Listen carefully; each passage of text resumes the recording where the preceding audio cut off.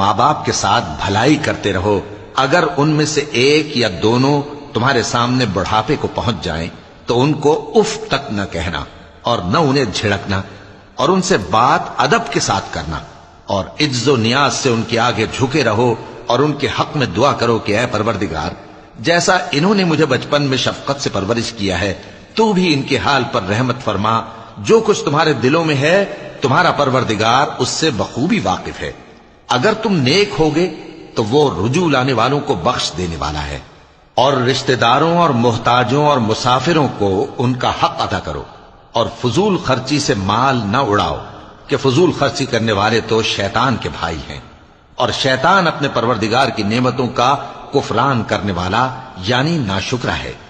اور اگر تم اپنے پروردگار کی رحمت یعنی فراخ دستی کے انتظار میں جس کی تمہیں امید ہو ان مستحقین کی طرف توجہ نہ کر سکو تو ان سے نرمی سے بات کہہ دیا کرو، اور اپنے ہاتھ کو نہ تو گردن سے بندھا ہوا یعنی بہت تنگ کر لو کہ کسی کو کچھ دو ہی نہیں، اور نہ بالکل کھول ہی دو کہ سبھی کچھ دے ڈالو، اور انجام یہ ہو کہ ملامت زدہ اور حسرت زدہ ہو کر بیٹھ جاؤ۔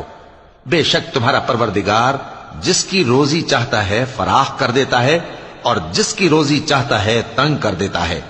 وہ اپنے بندوں سے خبردار ہے اور ان کو دیکھ رہا ہے۔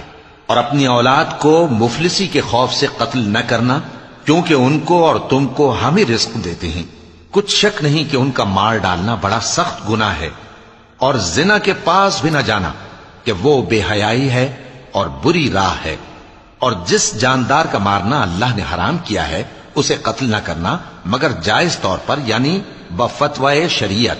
اور جو شخص ظلم سے قتل کیا جائے ہم نے اس کے وارث کو اختیار دیا ہے کہ ظالم قاتل سے بدلہ لے، تو اس کو چاہیے کہ قتل کے قصاص میں زیادتی نہ کرے کہ وہ منصور و فتح یاب ہے۔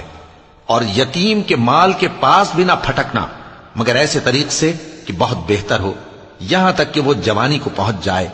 اور عہد کو پورا کرو کہ عہد کے بارے میں ضرور پرسش ہوگی۔ اور جب کوئی چیز ناپ کر دینے لگو تو پیمانہ پورا بھرا کرو، اور جب تول کر دو تو ترازو سیدھی رکھ کر تولا کرو۔ یہ بہت اچھی بات اور انجام کے لحاظ سے بھی بہت بہتر ہے۔ اور اے بندے، جس چیز کا تجھے علم نہیں اس کے پیچھے نہ پڑ کہ کان اور آنکھ اور دل ان سب اعضاء کے بارے میں ضرور باز پرس ہوگی۔ اور زمین پر اکڑ کر اور تن کر مت چل کہ تو زمین کو پھاڑ تو نہیں ڈالے گا اور نہ لمبا ہو کر پہاڑوں کی چوٹی تک پہنچ جائے گا۔ ان سب عادتوں کی برائی تیرے پروردگار کے نزدیک بہت ناپسند ہے۔